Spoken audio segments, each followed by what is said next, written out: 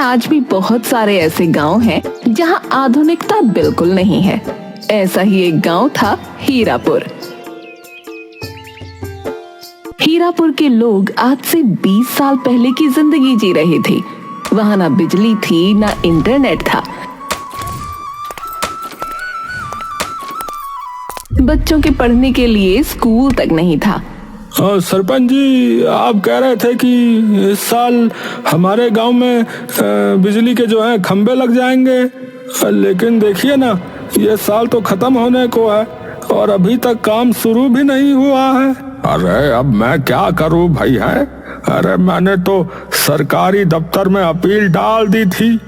वो लोग कह रहे थे कि जो है जल्दी ही हमारे गांव में बिजली आ जाएगी। तो फिर आई क्यों नहीं सरपंच जी? आप सभी तो जानते ही हैं, सरकारी काम कोई भी जल्दी नहीं होता है भैया। बाकी फिर भी मैं प्रयास करने में लगा हूं अपनी तरफ से। उसी गांव में बिल्लू नाम का एक आदमी रहता था। बिल्लू की 4 साल की बेटी थी जिसका नाम था राधा। बिल्लू अपनी बेटी को पढ़ा लिखा कर कलेक्टर बनाना चाहता था।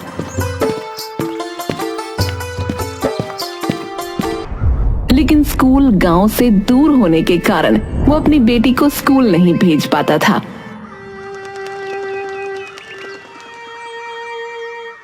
पापा, मुझे स्कूल जाना है, मुझे पढ़ाई करनी है। यही तो मैं भी चाहता हूँ मेरी बच्ची, लेकिन ये मुमकिन नहीं है बेटा। हमारे गांव में कोई स्कूल ही नहीं है, फिर मैं तुझे कैसे पढ़ा सकता हूँ बिटिया? पापा, हमारे गांव में स्कूल क्यों नहीं है? मैं पढ़ाई कैसे करूंगी? मैं कलेक्टर बनना चाहती हूँ, लेकिन जब मैं पढ़ाई ही नहीं करूंगी तो कलेक्टर कैसे बनूंगी? मुखिया के बेटे को पढ़ाने के लिए दूसरे गांव से एक टीचर आती थी। जब वो मुखिया के बेटे को पढ़ा रही थी तो राधा वहां से गुजर रही थी।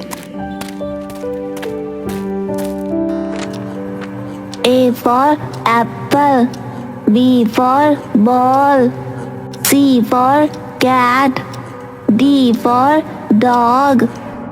राधा खिड़की के पास खड़ी होकर सब सुन रही थी। अब उसका और भी ज्यादा पढ़ने का मन करने लगा। वो घर जाती है।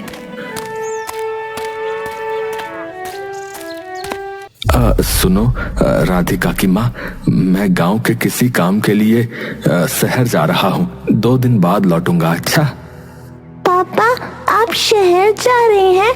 मेरे लिए वो वाली किताब ले आइएगा जिसमें A for apple, B for ball, C for cat और D for dog होता है।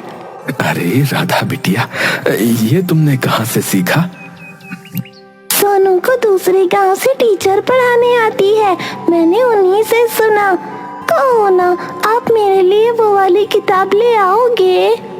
हाँ हाँ मेरी बच्ची, शाबाश, मैं जरूर लेके आऊंगा बेटा। ऐसा कहकर बिल्लू मुखिया के साथ शहर के लिए निकल गया।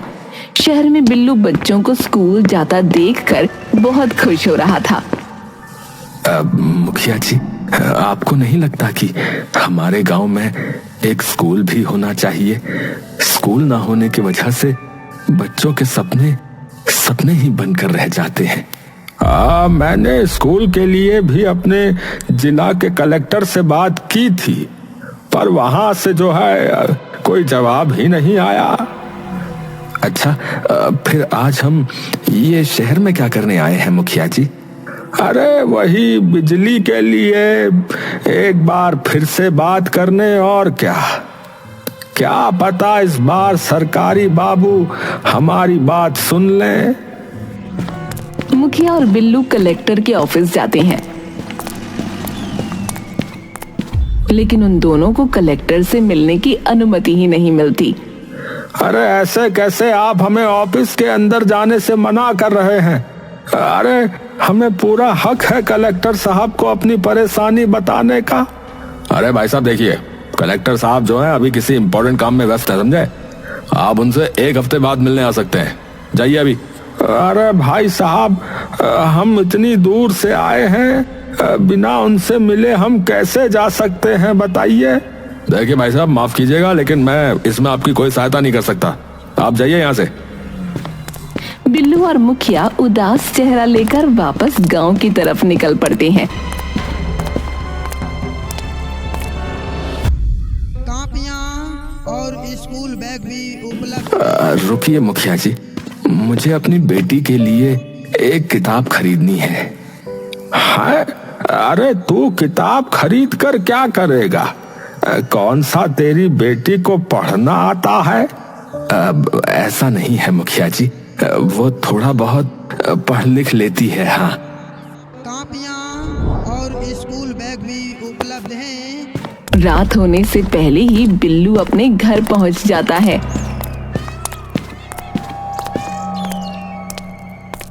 क्या बात है जी, आप तो 2 दिन बाद आने वाले थे, फिर आप आज ही कैसे लौट आए? अरे क्या बताऊं राधा की माँ, जिस काम के लिए गए थे वो काम तो हुआ ही नहीं। सरकारी कर्मचारी पता नहीं अपने आप को क्या समझते हैं। हम छोटे लोगों से तो बात भी नहीं करना चाहते, फिर हमारे विकास के लिए काम कहां से करेंगे। मुझे तो लगता है हमारा सारा जीवन ऐसे ही गरीबी में बीतता रहेगा।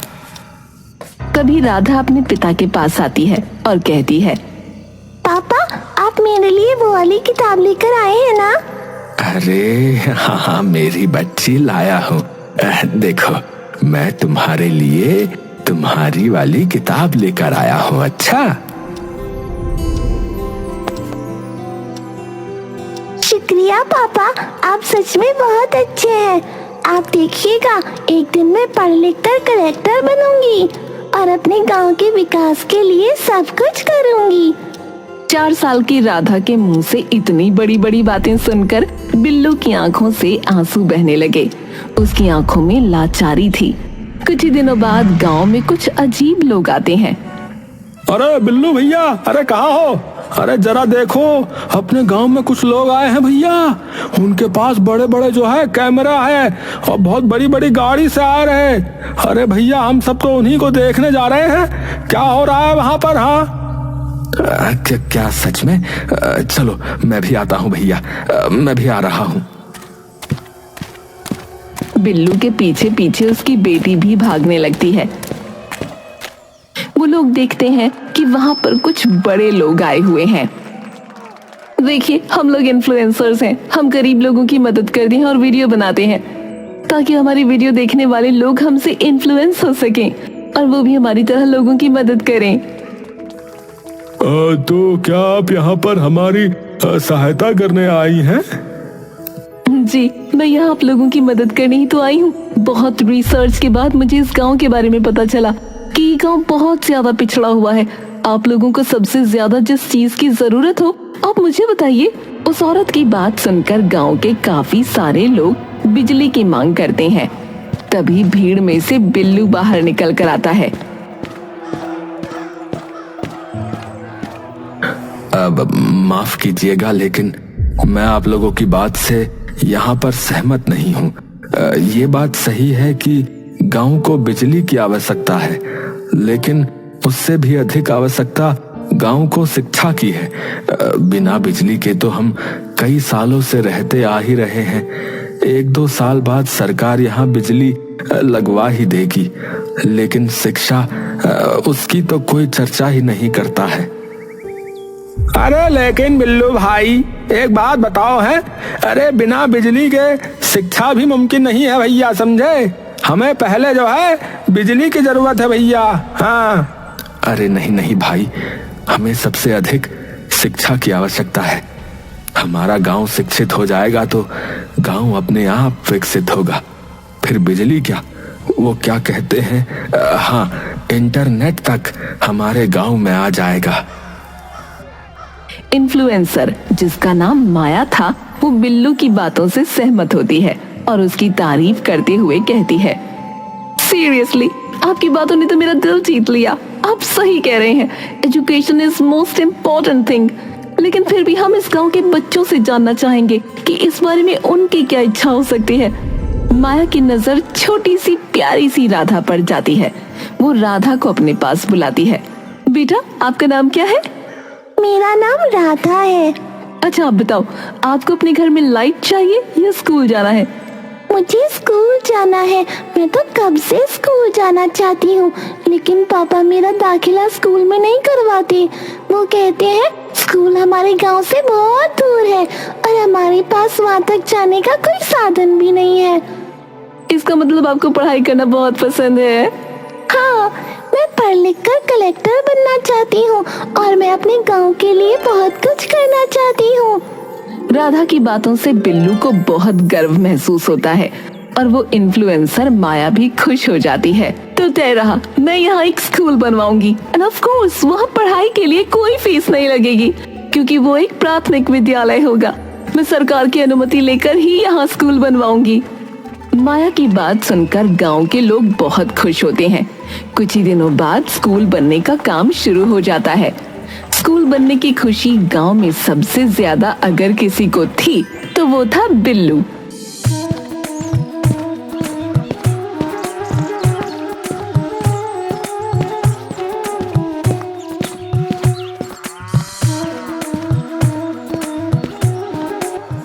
क्या बात है बिल्लू भाई, तुम्हारी बात तो सच हो गई।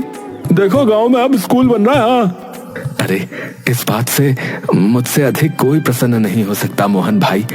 मैं सदा से पढ़ लिख कर जो है कलेक्टर बनना चाहता था, लेकिन गांव में स्कूल ना होने के कारण मेरा ये सपना ही रह गया था भाई। लेकिन जब से मुझे पता चला कि मेरी बेटी भी वही सपना देख रही है जो कभी मैं देखा करता था, तो मुझे बहुत अफसोस हुआ। मुझे लगा कि मेरी बेटी के सपने भी मेरी तरह पूरे नहीं हो पाएंगे, लेकिन अब ऐसा लग रहा है भाई कि पूरे होंगे, जरूर होंगे। मैं बहुत खुश हूँ। दूसरी तरफ राधा भी बहुत खुश थी। सोनू, तुझे गांव के बाहर से टीचर पढ़ाने आती थी ना, अब हम भी तेरी तरह पढ़ाई करेंगे। तुम्हें जाना उस गरीबों वाले प्राथमिक स्कूल में पढ़ने। मैं तो कुछ दिनों बाद शहर चला जाऊंगा और हॉस्टल में रहकर वहीं पढ़ाई करूंगा। राधा मुंह बनाकर घर आ जाती है।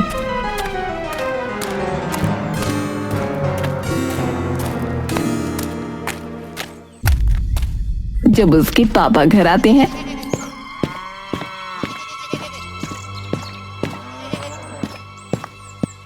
अब क्या बात है बिटिया, मेरी लाडो रानी? अरे उदास क्यों है बेटी? अब तो गांव में स्कूल भी बन रहा है। अब तो तुम्हें प्रसन्न होना चाहिए। अब मेरी बच्ची भी पढ़ाई करेगी। पापा, मुझे इस 2 कौड़ी के स्कूल में पढ़ाई नहीं करनी। मुझे भी पढ़ने शहर जाना है, हॉस्टल में पढ़ाई करनी है। अरे ये सब तुमसे किसने कहा बेटी? सोनू ने। उसने कहा ये 2 कौड़ी का स्कूल है, यहाँ अच्छी पढ़ाई नहीं होगी। अरे बेटा, ऐसा कुछ नहीं है। देख, स्कूल जो होता है ना, वो मंदिर के समान होता है बेटा। उसके बारे में ऐसा बुरा नहीं बोलना चाहिए। और वैसे भी जो पढ़ाई करने वाले बच्चे होते हैं ना बेटी, वो कहीं भी पढ़ाई कर लेते हैं बेटा। और तुम तो मेरी सबसे ज्यादा होशियार बेटी हो। हाँ हाँ पापा, आपने सही कहा। आखिर वो हमारे गांव का पहला प्राथमिक विद्यालय होगा और माया आंटी ने कितनी मेहनत की होगी ना इस विद्यालय को बनाने में। मैं वहाँ पढ़ने जरूर जाऊंगी।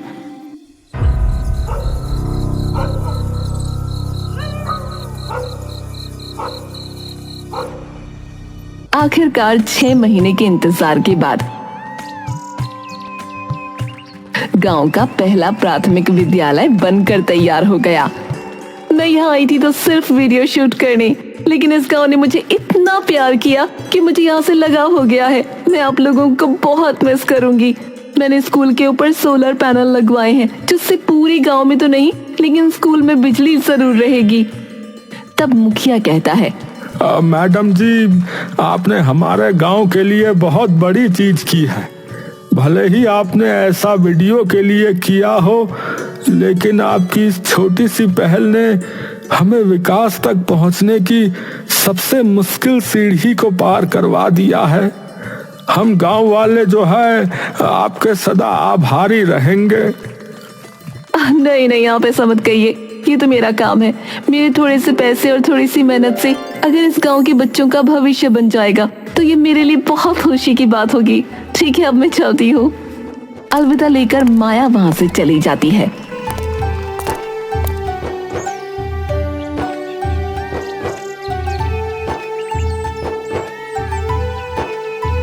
अगले दिन से स्कूल में बच्चों के एडमिशन शुरू किए जाते हैं।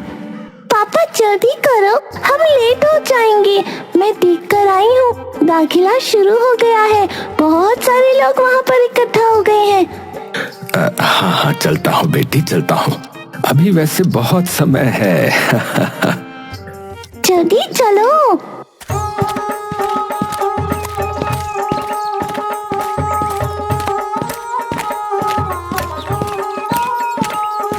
आज वो बहुत खुश था। कुछ देर में राधा का दाखिला स्कूल में हो जाता है। 2 दिन बाद से राधा को स्कूल जाना था। वो अपने पहले दिन के लिए बहुत ज्यादा उत्सुक थी। पापा, आपने समय तो ठीक से सुना था ना? मैडम ने सुबह 8 बजे का वक्त दिया था। सुबह कहीं मैं लेट ना हो जाऊं। जल्दी सोगी तभी तो सुबह जल्दी उठ पाओगी। अगर जल्दी नहीं सोई तो स्कूल में नींद आएगी। राधा सो जाती है।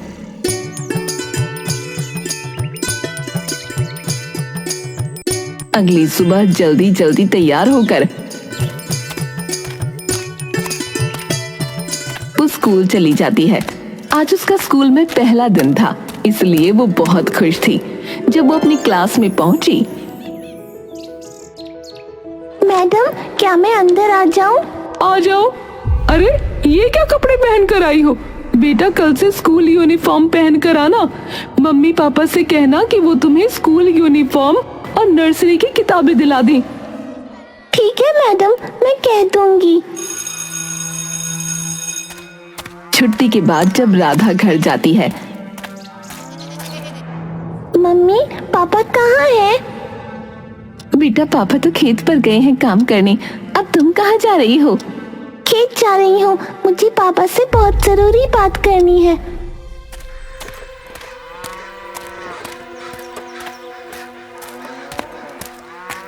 पापा, ओ पापा। अरे मेरी गुड़िया, आ गई स्कूल से? अरे यहाँ क्यों भागती हुई आ रही है रे? पापा, टीचर ने कहा है कल से स्कूल यूनिफॉर्म पहन कर जाना और नर्सरी क्लास की किताबें भी लेकर जाना। आज तो टीचर ने कुछ नहीं कहा, लेकिन कल नहीं लेकर गई तो डांट पड़ेगी। अच्छा अच्छा, ठीक है मेरी गुड़िया। अभी एक काम कर, तू जल्दी से घर जा, ठीक है? मैं शाम को जब आऊंगा तो फिर हम बाजार चलेंगे, ठीक है? जा। बिल्लू सोच में पड़ गया, क्योंकि उसके पास तो ड्रेस और किताबें लाने के पैसे ही नहीं थे। वो शाम को घर जाता है और मंदिर में से चांदी का सिक्का उठा लेता है। ये आप क्या कर रहे हैं? मंदिर से चांदी का सिक्का क्यों उठा लिया? वो मैं ये सिक्का बेचकर राधा के लिए ड्रेस और किताबें लेने जा रहा हूँ। देखा आपने, पढ़ाई लिखाई सिर्फ स्कूल जाने तक सीमित नहीं होती, उसमें और भी बहुत खर्चे होते हैं। ऐसे तो आप एक एक करके घर का सारा सामान बेच देंगे। हाँ, क्यों नहीं, मैं सब बेच दूंगा, लेकिन मैं अपनी बेटी की सारी इच्छाएं पूरी करूंगा। मैं नहीं चाहता कि कोई भी कारण उसकी पढ़ाई में बाधा बने।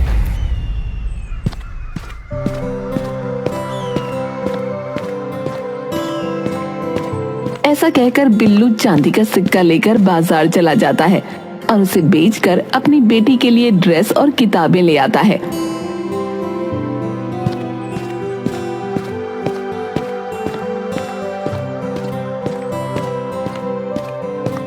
राधा की हर एक जरूरत को बिल्लू जरूर पूरा करता था, लेकिन राधा की पढ़ाई लिखाई का खर्चा उठाना उनके लिए बहुत मुश्किल हो रहा था।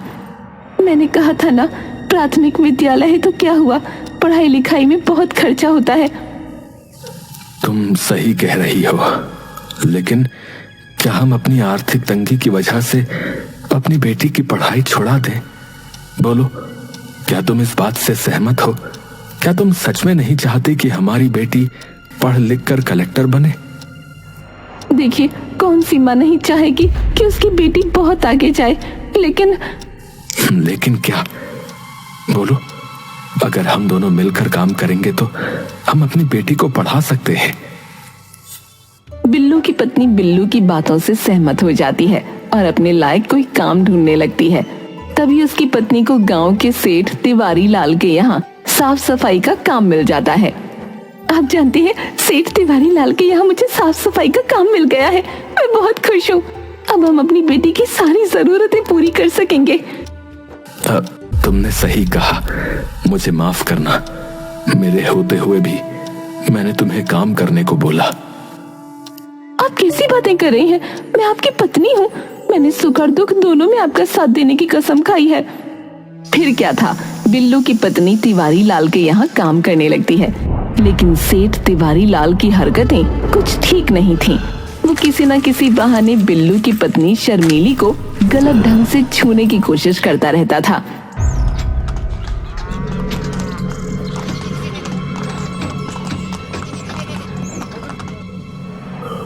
सुनो, तुम्हारी मालकिन कुछ दिनों के लिए मायके गई है। अब से मेरा ध्यान तुम्हें ही रखना है, ठीक है? क्या मतलब? क्या कहना चाहते हैं आप? मेरा मतलब है कि मेरे खाने पीने का ध्यान तुम्हें रखना है। शर्मिली तिवारी लाल से बहुत नफरत करती थी, लेकिन पैसों के कारण वो उसे कुछ नहीं कह सकती थी। शर्मिली, अरे ओ शर्मिली, अरे 2 कप चाय ले आना भाई। ठीक है मालिक। अजीब आदमी है, अकेले 2 कप चाय पिएगा। मेरा क्या, मैं बना देती हूँ। शर्मिली 2 कप चाय लेकर सेठ तिवारी लाल के पास जाती है। ये लीजिए मालिक। अरे तुम कहाँ जा रही हो भाई? अरे यहाँ बैठो। ये दूसरी कप चाय मैंने तुम्हारे लिए मंगाई है। अरे आओ, बैठो बैठो, मेरे साथ बैठकर चाय पियो। क्या? नहीं मालिक, दरअसल मुझे बहुत सारा काम है, मैं चलती हूँ।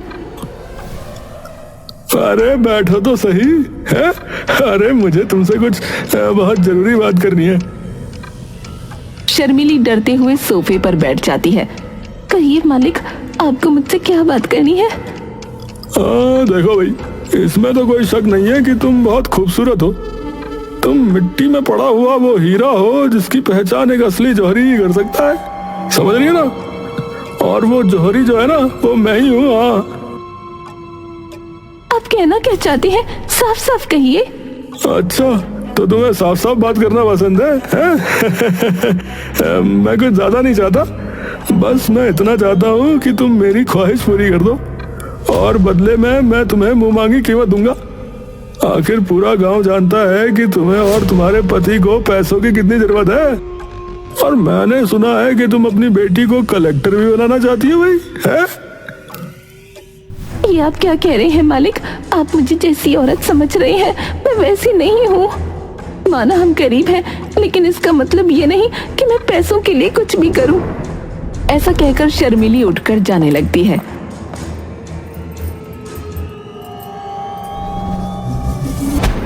तभी तिवारी लाल उसका हाथ पकड़ लेता है। अरे तेरे जैसी 2 कौड़ी की औरत है, अब मुझे मना करेगी? है, मुझे मना करेगी? मेरा हाथ छोड़िए, नहीं तो मैं शोर मचा दूंगी। तिवारी लाल शर्मिली के साथ जबरदस्ती करने लगता है। मैंने कहा मुझे छोड़िए, भगवान के लिए मुझे छोड़िए। अरे बहुत घमंड है ना तेरे अंदर, है? तेरे घमंड को तो मैं 2 मिनट में चकनाचूर कर दूंगा। रुक।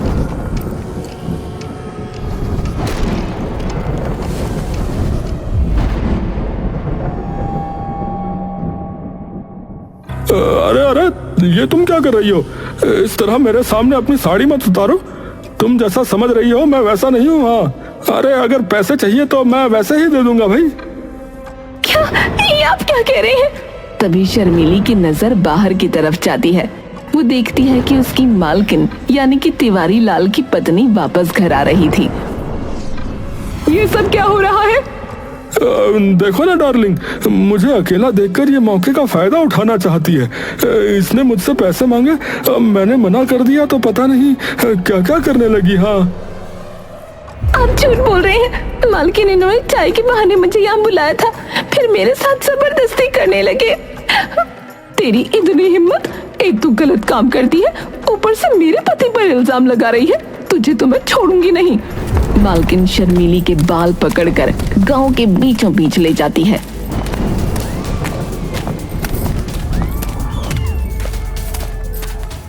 सभी लोग वहां इकट्ठा हो जाते हैं। ये बदचलन औरत मेरे पति के सामने गलत हरकतें कर रही थी, ऊपर से मेरे पति पर इल्जाम लगा रही है। वहां पर जो हुआ मैंने अपनी आंखों से देखा। शर्मीली तू ऐसी है, हमें नहीं पता था। सेठ तिवारी लाल कितने सीधे आदमी हैं, गांव में सब जानते हैं। गांव वालों, इसे तो पत्थर से मारना चाहिए। सभी गांव वाले राधा की मां को पत्थर से मारने लगते हैं। स्कूल से वापस लौट रही राधा जब गांव के बीचों बीच इतनी भीड़ देखती है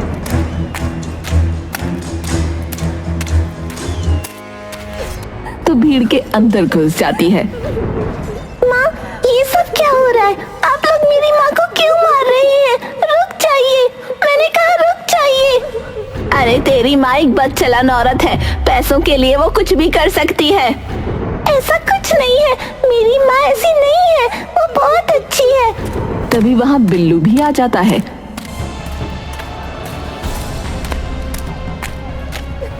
उसे सारी बात पता चलती है।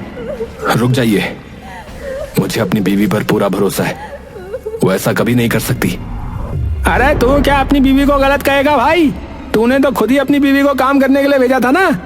मुझे तो लगता है ये सब तेरा ही आइडिया है। हाँ, कौन सही है और कौन गलत, इसका फैसला तो पुलिस करेगी।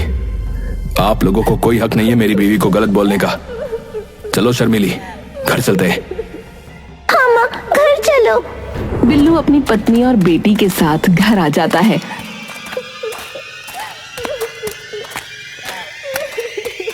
और पुलिस में इसकी कंप्लेंट लिखवाता है, लेकिन उसका कोई फायदा नहीं होता क्योंकि सेठ तिवारी लाल पहले ही सारे सबूत मिटा चुका था और ऊपर से उसने पुलिस वालों को पैसे देकर शर्मिली को ही गलत साबित करवा दिया था।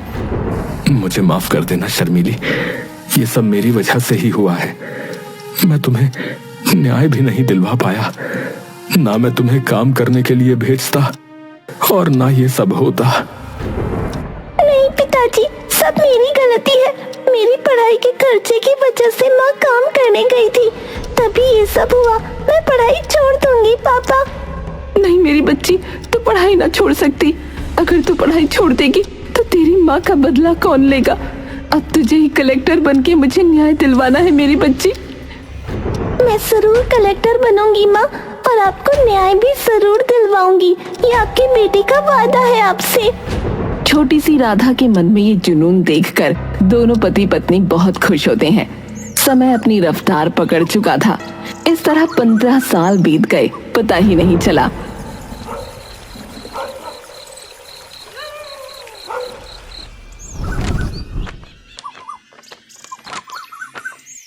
राधा भी अब बड़ी हो गई थी।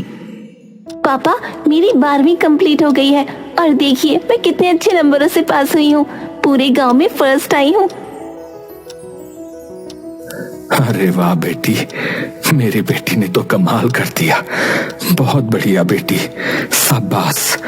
आज मैं बहुत खुश हूँ। लेकिन पापा। लेकिन क्या बेटी, बोलो। पापा, मुझे आगे पढ़ने के लिए कॉलेज जाना है। मैं आगे पढ़ना चाहती हूँ पापा। मैं शहर जाना चाहती हूँ। बिल्लू कुछ नहीं बोलता। इस वक्त वो लाचार हो गया था। तभी शर्मिली बोली, बेटा तू शहर जरूर जाएगी। तेरी पढ़ाई और कामयाबी के बीच में मैं किसी चीज को नहीं आने दूंगी। हाँ बेटी, तेरी माँ सही कह रही है। तू चिंता मत कर, हम तेरा एडमिशन कॉलेज में करवा देंगे बेटी। तू चिंता मत कर। अच्छा, थैंक यू पापा। थैंक यू मम्मी, आप दोनों बहुत अच्छे हो। ऐसा कहकर राधा वहां से चली जाती है। शर्मीली, हमने कह तो दिया कि हम बिटिया का एडमिशन शहर में करवा देंगे, लेकिन सोचा है कि कैसे करवाएंगे। मुझे लगता है हमें अपना घर गिरवी रख देना चाहिए। तुम क्या कह रही हो? क्यों, आपको अपनी बेटी पर भरोसा नहीं है? बिल्लू और शर्मीली अपना घर गिरवी रख देते हैं और उन पैसों से राधा का एडमिशन शहर के एक बहुत अच्छे कॉलेज में करवा देते हैं। इसी तरह कुछ समय बीत जाता है। एक दिन एक औरत फटे हुए कपड़ों में गांव वालों से मदद मांग रही थी। सुनिए, मेरी मदद कीजिए। वो तिवारी लाल मेरे साथ गलत करना चाहता था। उसने मेरे पीछे अपने गुंडे लगा रखे हैं। मैं सच कह रही हूँ, मेरी मदद कीजिए। आजकल लोगों को क्या हो गया है, पैसों के लिए अमीर लोगों के पास जाते हैं और फिर बाद में उनकी इज्जत नीलाम करने की कोशिश करते हैं। ऐसा नहीं है, मैं सच कह रही हूँ। तभी वहाँ बिल्लू और शर्मीली आ जाते हैं।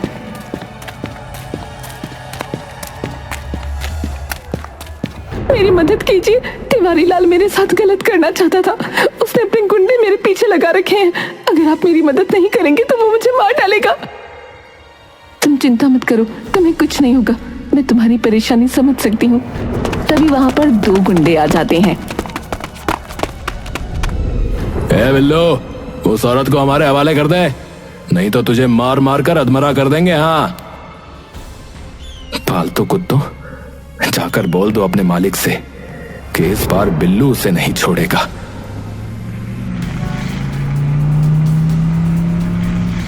रुक जाओ। सबकी नजर पीछे की ओर जाती है।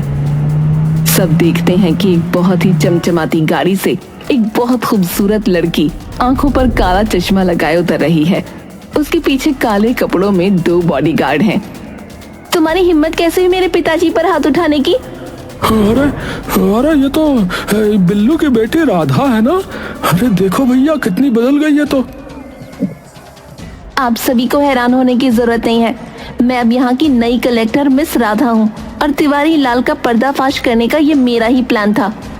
तभी गांव वाले देखते हैं कि दो पुलिस वाले तिवारी लाल के हाथों में हथकड़ी लगाकर उसे लेकर आ रहे हैं। अरे राम, ये तो तिवारी लाल है। तुम खुद अपने मुंह से सच्चाई बताओगे या मैं लोगों को सीसीटीवी फुटेज दिखाऊं? तिवारी लाल नजरें झुकाकर खड़ा था। लगता है मुझे ही गांव वालों को सीसीटीवी फुटेज दिखानी पड़ेगी। गांव वालों के सामने एक फुटेज राधा प्ले करती है जिसमें सेठ तिवारी लाल उस औरत के साथ छेड़खानी कर रहा था।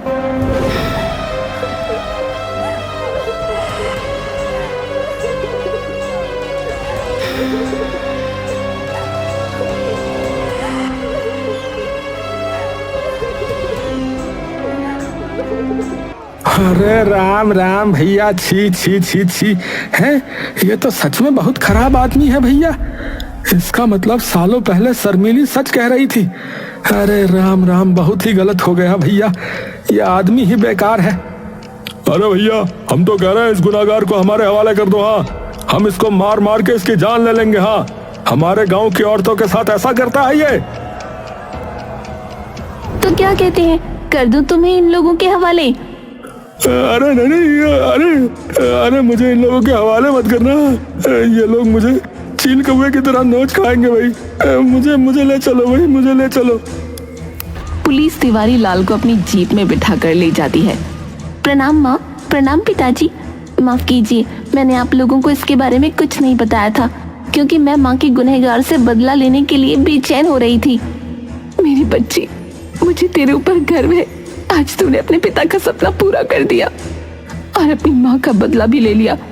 भगवान तेरी जैसी बेटी सबको दे।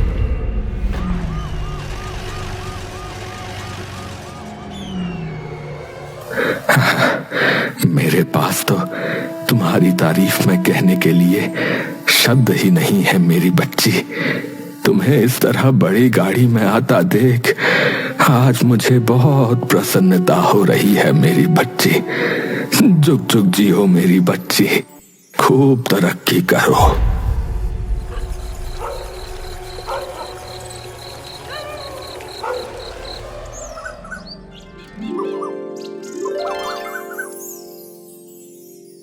पूरा गांव राधा की तारीफ करते नहीं थक रहा था। पूरे गांव को राधा पर बहुत गर्व था। गांव के सरपंच द्वारा भी राधा को सम्मानित किया जाता है। अपने गांव के विकास के लिए राधा बहुत कुछ करती है और अपने माँ बाप और गांव वालों के सभी सपने पूरे करती है। और ये सब संभव हो पाया था उस इन्फ्लुएंसर माया के बनाए गांव के पहले प्राथमिक विद्यालय की वजह से, जिसने सिर्फ राधा की ही नहीं बल्कि हरिपुर के कई बच्चों के सपनों को पूरा किया था।